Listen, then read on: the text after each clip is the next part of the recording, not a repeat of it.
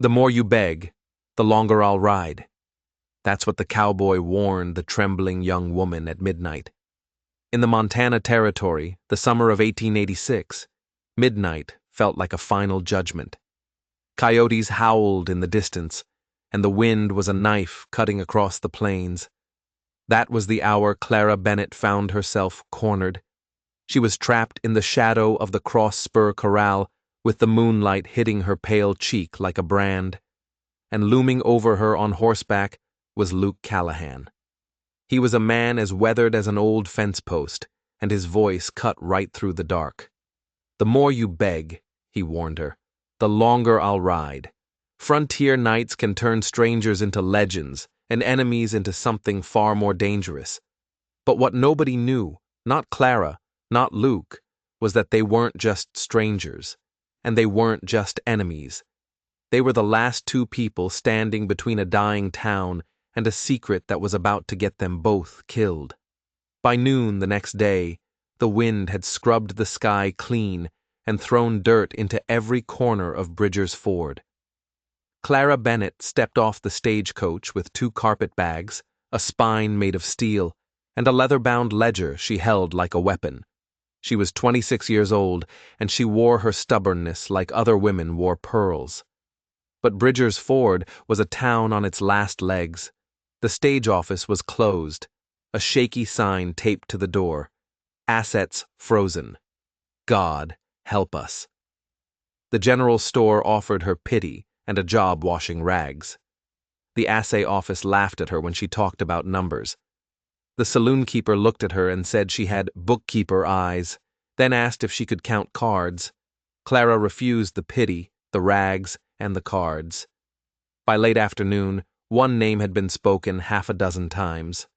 Cross Spur Ranch, a place outside of town, with an owner as quiet and broke as a winter creek. Luke Callahan, a widower who kept the world at the end of a pistol, with a daughter May, who was about 8 years old and turning to stone from the silence. Clara walked the long, dusty road out of town.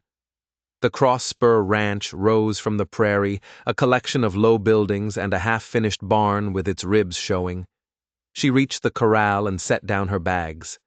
A child with a freckled nose and a serious mouth peered at her through the rails. "You lost?" the child asked. "Never on purpose," Clara said. "Is your foreman around?" The child pointed a small chin toward the horizon. A lone rider was crossing it, a silhouette against the setting sun. He rode like a man who'd learned a long time ago that the only direction was forward. When he stopped his horse, dust settled around him like a coat. "You're on private range," he said, his voice flat. "I'm here to make you richer," Clara answered, her own voice just as steady. "Your books are bleeding money. I can stop the leak." His eyes were the color of river stones. "Name's Clara Bennett." He swung down from the saddle in one smooth, controlled motion. "Luke Callahan. You have 5 minutes to explain why I should hire a woman who looks like trouble." "Because trouble is already working for you," she said, lifting her ledger. "And it's as sloppy as a drunk. Let me show you." His mouth twitched. It wasn't quite a smile, but it wasn't anger either. 5 minutes, he repeated. No more. Luke Callahan didn't bring strangers into his house, but he brought Clara. It was a big, spare place, with good bones and a silence so deep it rattled. The child from the fence, who turned out to be his daughter May, sat at the end of a long wooden table with a slate and a piece of chalk. Her hair was in 2 long braids, and she watched Clara like a deer in a thicket, trying not to be seen. Clara didn't waste a second.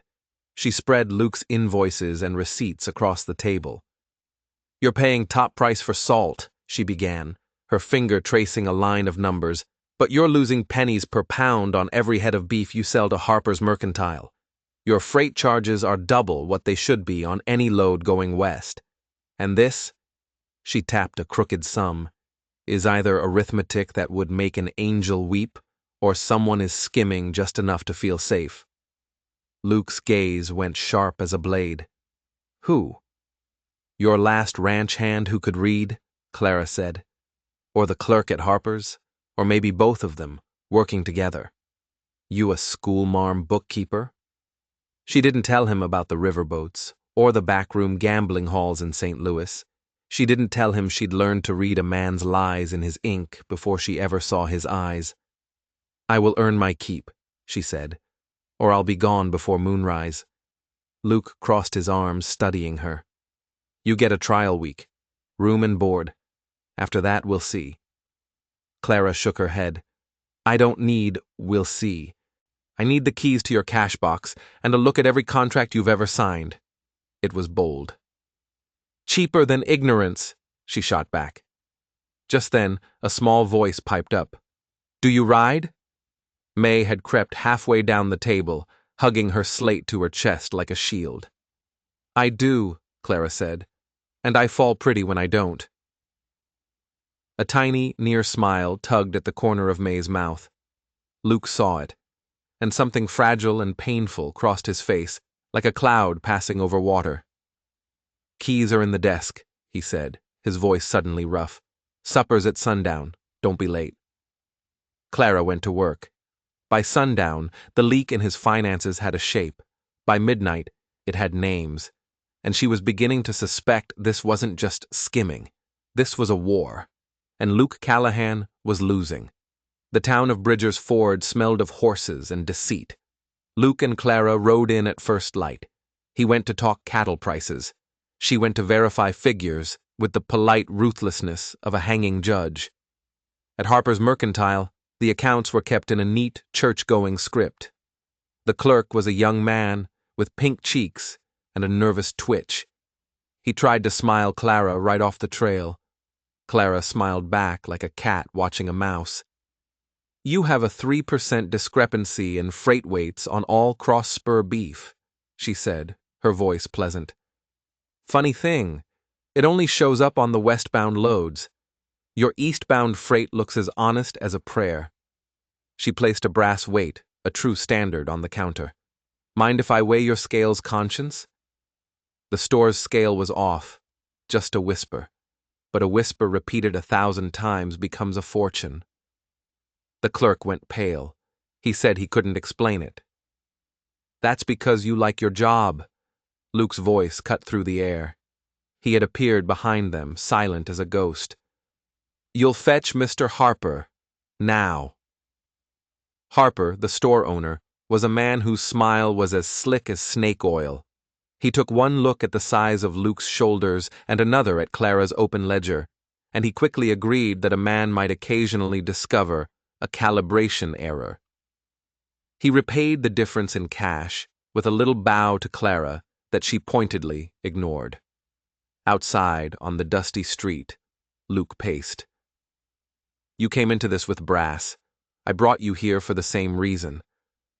I told you I wouldn't be your houseplant, she said, tucking the money safely away. I don't keep plants, he said, his voice dry. They die on me. The words hung in the air between them. They rode back to the ranch side by side, but miles apart. They had won a small battle, but Clara knew they hadn't even begun to see the real enemy. The calibration error wasn't a mistake. It was a weapon, and it was aimed right at the heart of the Cross Spur Ranch. That night, Clara found May asleep at the table, her cheek resting on the open ledger. The columns of numbers were faintly pressed into her skin, like tiny, secret roads. Clara felt a strange ache in her chest. She wasn't just fighting for numbers anymore. Clara learned the ranch in the shape of its work, the gate with the rusted hinge, the pump handle that bit your hand in the frost, the milk cow with a mean tail. She rode the fence line with Luke and May, carrying wire staples in her skirt pocket like they were precious jewels. She learned to doctor a saddle sore with bacon grease and cook biscuits that weren't an insult to the flour. And every night, she folded the day into neat, clean sums and only slept when the numbers finally balanced. Luke watched her. He tried not to, but he did. The first time she really laughed, a sound as warm and honest as fresh bread, he had to leave the barn and walk the long line of cottonwood trees until the feeling in his chest went away. One evening, a fast-moving storm hit the prairie. Luke came inside soaked, his hat streaming water, his shirt clinging to the hard muscles of his shoulders. Without thinking, Clara took his coat and set it by the stove. She pushed a towel into his hands. Their fingers brushed. He flinched, and she saw it in his eyes. It wasn't fear of her.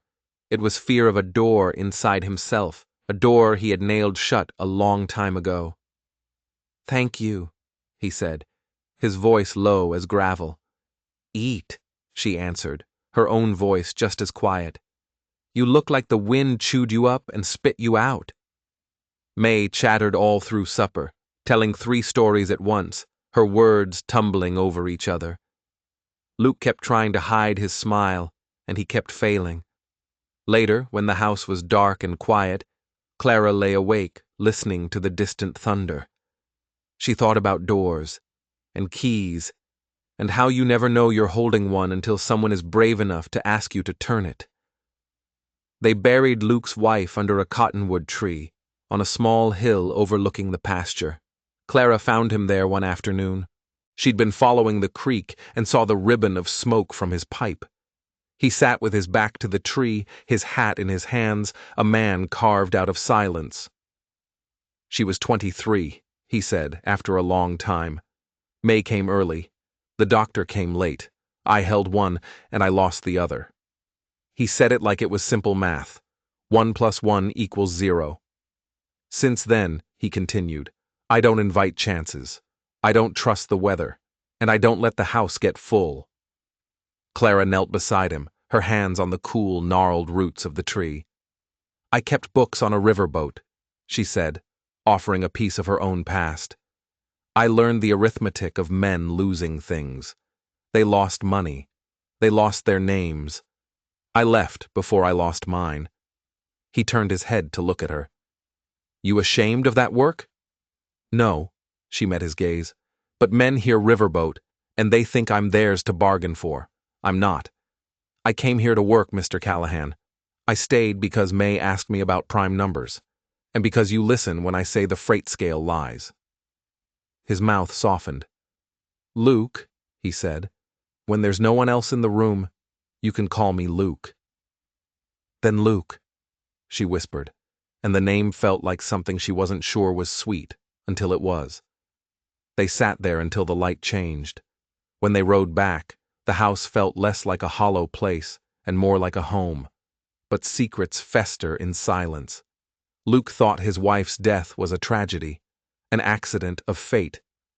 Clara, the woman who understood the arithmetic of men losing things, was beginning to suspect it was something else entirely. She was beginning to suspect it was murder. Summer settled in, hot and heavy. Clara and May invented a game with beans and a flour sack. Each bean was a calf. Every spill was a loss to coyotes.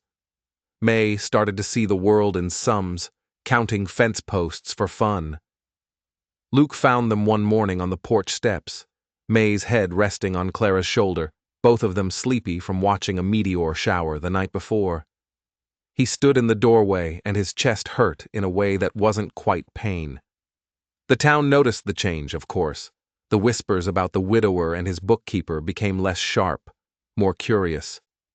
But trouble wears the same boots in every county. That summer, it came in the form of a rustler gang that moved like ghosts in the moonlight. First, a cut fence. Then, a dozen head of cattle vanished without a trace. Luke set extra watchfires and told Clara to stay inside after dark. Clara said, "All right," because it was easier than arguing, and because she knew her own mind when it came to lanterns and shouting. The night it happened, the moon was just a sliver.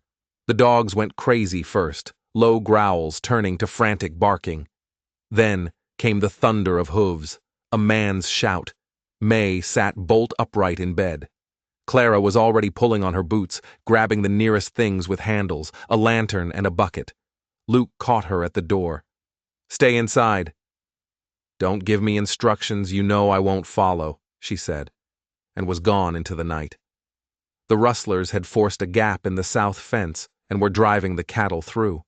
One of the men saw Clara's swinging lantern and raised his pistol to shoot it out. Then he saw May standing frozen on the porch, and he changed his target. The world went silent. Bright. Clara didn't hesitate. She hurled the lantern, not at the man but into a patch of dry grass 10 yards in front of him. Fire erupted, jumping as if it had been waiting all season for the invitation. The rustler's horse screamed and reared, crashing into another rider.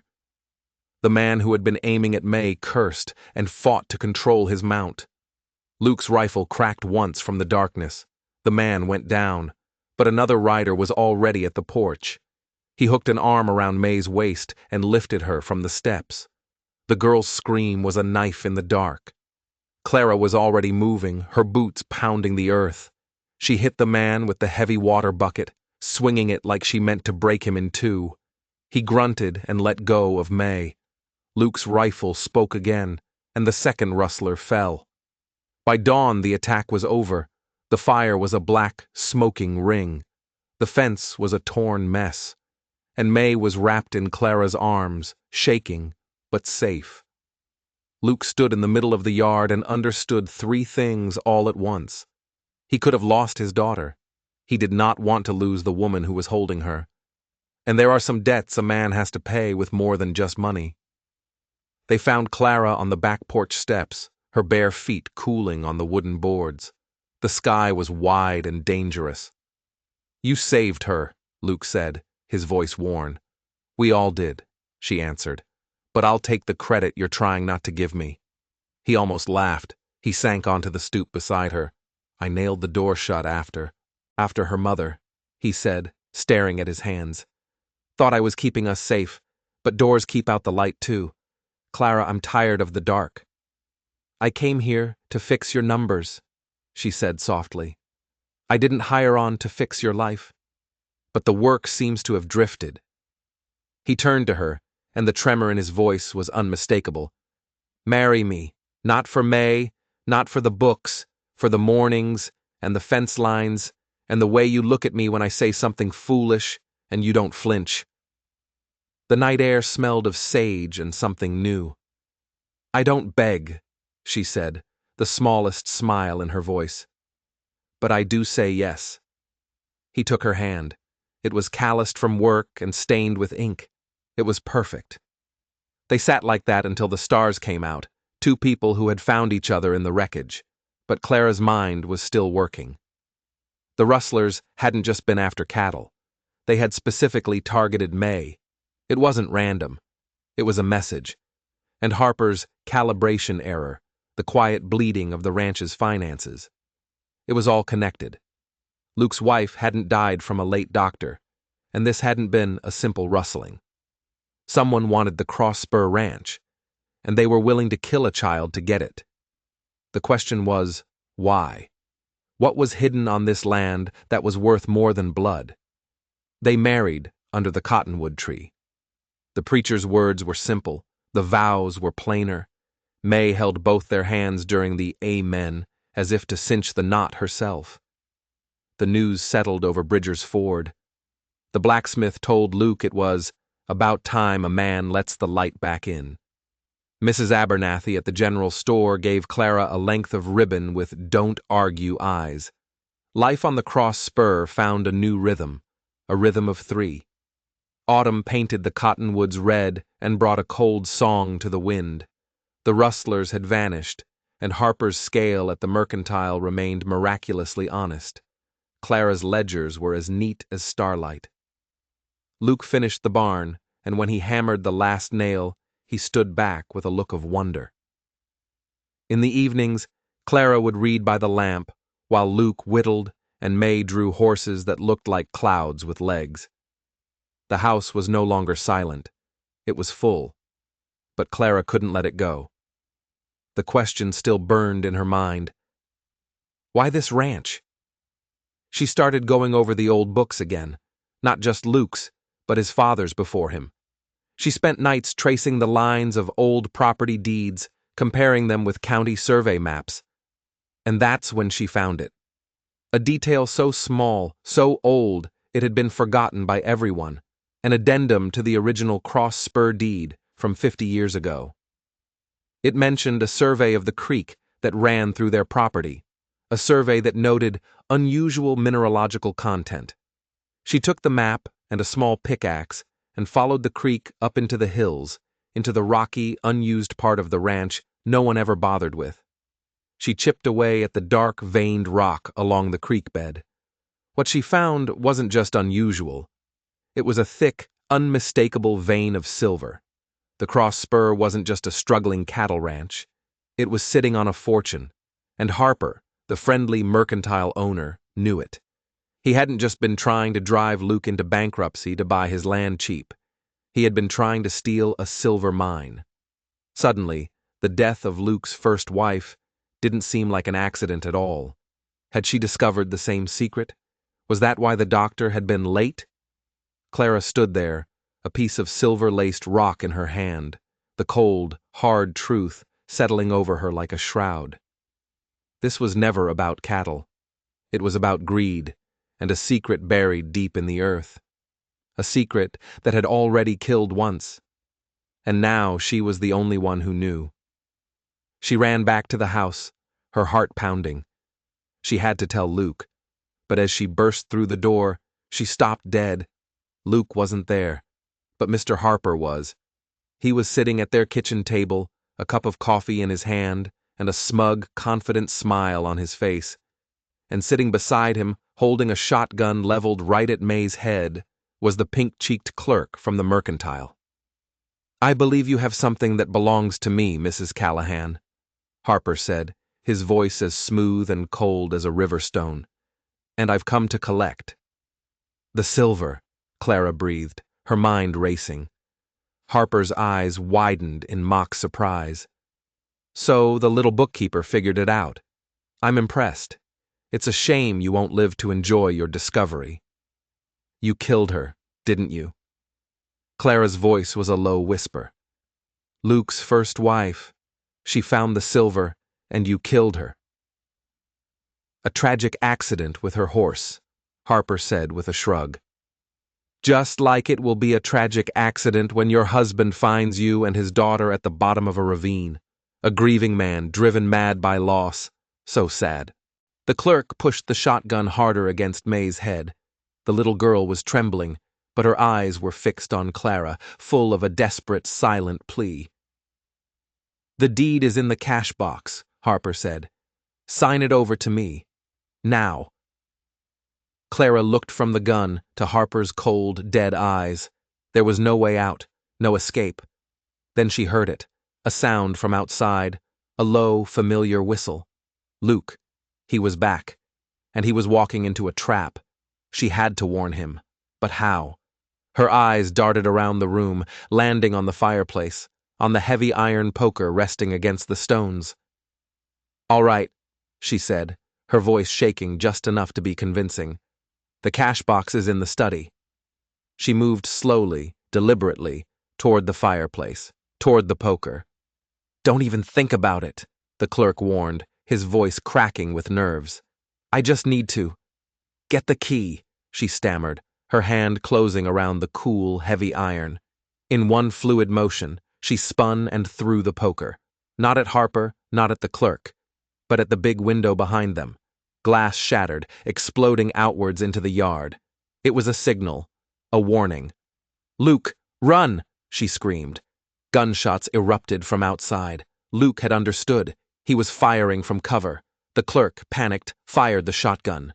The blast tore a hole in the ceiling, raining plaster down on them. In that moment of chaos, Clara lunged, not at the man, but at May. She grabbed the girl and pulled her to the floor, shielding her with her own body as the world exploded in noise and smoke and fear. It was a battle for everything. For their lives, for their home, for the future they had just started to build. And it was all happening in her kitchen. The gunfight was short and brutal.